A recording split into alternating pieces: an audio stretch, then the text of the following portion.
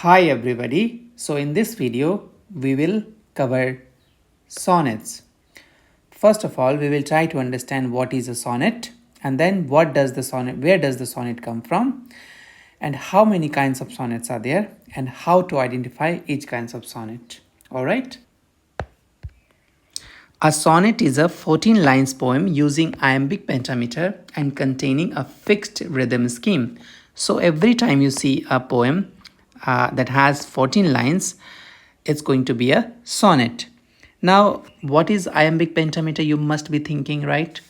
So iambic pentameter is a line of poetry that alternates unstressed syllable with stressed syllable. Now, the word sonnet comes from the Italian sonetto, meaning little song. So, the meaning of a sonnet is a little song. है ना? So, there was a tradition in Italy that people used to drink wine and they used to sing along with it. And that tradition came in poetry as well. Now, they differ from meter, structure, and rhythm scheme.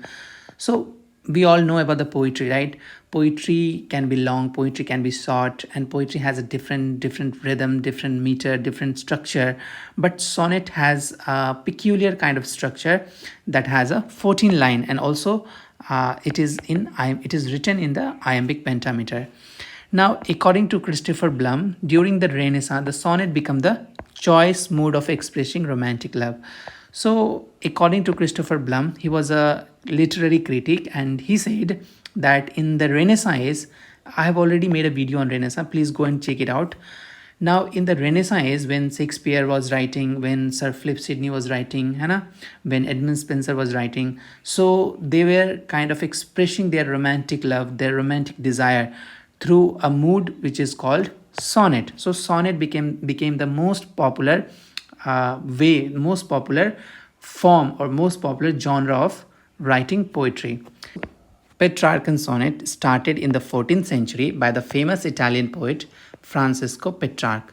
So we all know who Petrarch was. Petrarch was one of the greatest Italian poet, right? And also Petrarch influenced most of the early English poets. And it is divided into an octave, which is 8-line stanza, and the sestet, which is a 6-line stanza. So there is going to be an 8-line plus 6-line, which means the 14 lines. So we all know that sonnet consists of the 14 line. So there is going to be an octave and then sestet. Please do remember these things, because in case if they ask you questions related to sonnets, they might ask you, how Petrarchan sonnets are divided, like in what forms. Now, sestet, which is a solution. So in each poem, if you read any Petrarchan sonnet, you will find that in sestet they talk about the solution, but in octave they talk about the problems. So when you read the poem, initially in the first 8 lines, there is going to be a problem. The poet would ask, the poet would question, the poet would query about the problems, what kind of problem there is, and then he will give the solution in the next 6 lines. This is a typical form of writing. This is a typical form of writing a Petrarchan sonnet. Also, in Petrarchan sonnet, we find an introduction of volta. Volta is basically a line from where the answer is given. And the rhyme scheme of this Petrarchan sonnet is AB, BA, AB, BA, CD, CD, CD. It's quite easy. AB, BA, AB, BA, CD, CD, CD. So please do remember the rhyme scheme, because if you are preparing for UGC NET, or if you are preparing for estate, or let's say for any exams related to English literature, they might ask you this direct question like, what is the rhyme scheme of Petrarchan sonnet? So please do remember this one. Now we'll move on to the Shakespearean sonnets. So this is one of the most famous sonnet writing style. Now it is introduced by the English poet called Thomas Wit and popularized by the Shakespeare in the 16th century. We all know that Shakespeare was writing in the 16th century. It was a time of Renaissance. And also the structure of this particular poem, this particular sonnet, is a 3 quatrains, which means the 4-line stanza followed by a couplet. So there is going to be a 3 quatrains, which means 4 lines and then again 4 lines, and then again 4 lines, and then followed by the couplet. So this is a structure of a Shakespearean sonnet. So in the beginning of the first 4 line would be one quatrain, second quatrain, third quatrain, and this is the couplet. So you see 4 plus 4 plus 4 is equal to 12 plus 2, which is 14 line stanza, right? And the voltas is in 13 line. The volta is simply like, now they are going to give you the answers. So in Shakespearean sonnet, you will find the answers in the last 2 lines. In the last 2 lines, which is a couplet. So in Shakespearean sonnets, in Shakespearean style sonnets, there's going to be a question, there's going to be a queries in the first 3 quatrains, and they will give you the resolution at the end of the poem. Now the rhyme scheme is quite easy. ABA, or you can say ABAB, CD, EF, GG. It's quite easy. ABAB, CD, EF, GG. It's quite easy. Now, Spenserian sonnet. So Spenserian sonnet, it was used by the 16th century poet called Edmund Spenser in his collection Amority. So Amority is a collection of sonnets, is a collection of songs. It's because sonnets is basically a little song. So it was a collection of sonnets written by Edmund Spenser. Now, in this particular book, what Edmund Spenser did was he actually dedicated in all his poems, all his sonnets to the Elizabeth Boyle, to whom he got married to later on. Later on, he married to the Elizabeth Boyle. Now, the pattern of this particular poem is that it is divided into 3 interlocked quatrains and 1 couplet. So it's going to be the same as a Shakespearean style, but it is going to be interlocked.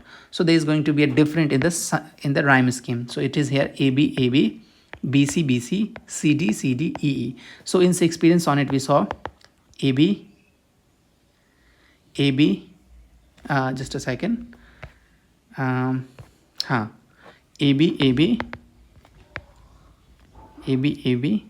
CD, right? But here there is an interlinked. You see, there is an interlinked quatrains. So AB, CD. So this is a Shakespearean kind of sonnets. So we do not find any interlinked connection here, right?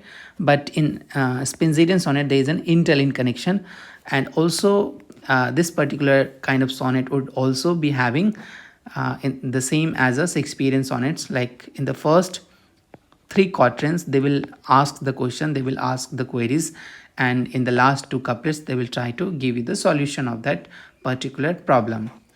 Now, the next kind of sonnet is Miltonic sonnet, written by the Milton.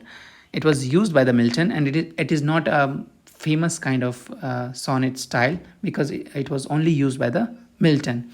And it also followed the iambic pentameter, and it is a set of couplets of the 14 lines. So there is going to be 14 lines, but the entire 14 line would be of couplet. So 2 couplets, 1 couplets. So this is the way Miltonic sonnets are written, and the rhyme scheme is quite easy. ABBA, CD, EC, DE. Okay. Now there is another kind of sonnet style which is called Curtal sonnet, and it was founded by the Gerard Manley Hopkins. Hopkins is again one of the greatest poet in the history of English literature, and this is a quite peculiar kind of poetry. This is a peculiar kind of sonnet because it contains 10 lines and a half line. So this particular sonnet doesn't have 14 line stanza. It has 10 plus half line poetry, and we will come to that. So this half line stanza is known as the tailpiece. This is basically an example of a Curtal sonnet. You see, there is a 6. Just a second.